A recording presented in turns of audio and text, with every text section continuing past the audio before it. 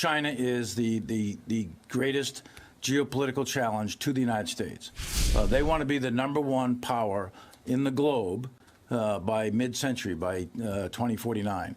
And they want to do that militarily, diplomatically, informationally, economically, and so on and so forth. China is not going to be a better military than the United States military is, but they're going to try.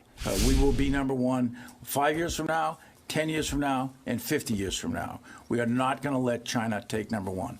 China is the one country out there that geopolitically has the power potential to be a significant challenge to the United States.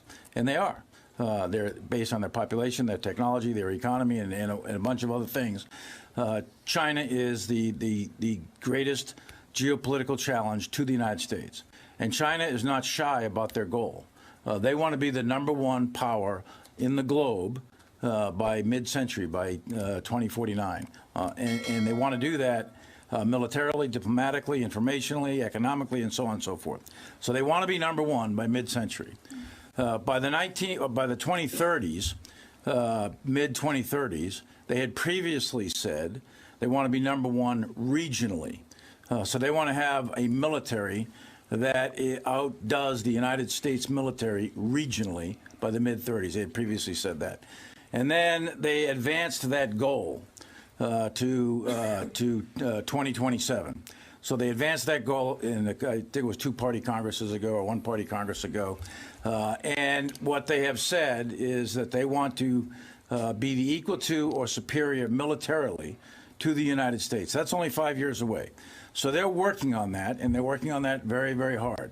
But we are not static, and we are working on it. Right now, the United States military is without question, despite whatever criticisms people have, the United States military is the most lethal war-fighting machine on Earth, bar none.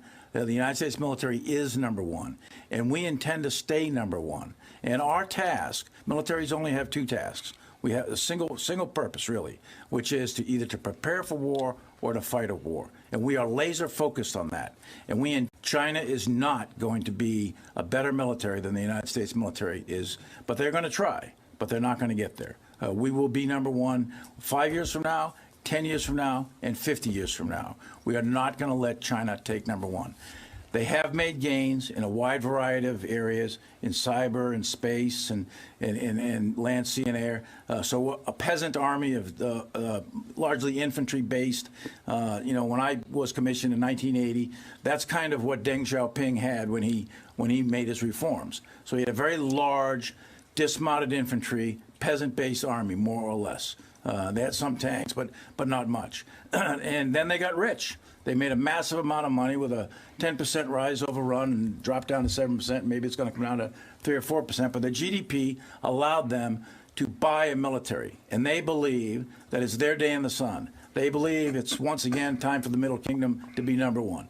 So that's what they're shooting for. And we are not going to allow that to happen. The United States military is #1 now, and we are going to be #1 5 years from now. 2027 is not going to be the date that China becomes #1, and we're going to stay #1 the entire time. And as long as we remain #1, then we will deter the war that people worry about, a great power war between China and the United States. As long as we have the military capability, we have the will to use it, your adversary knows it, then you'll deter that war. But the key is to have the military capability, and we intend to stay #1.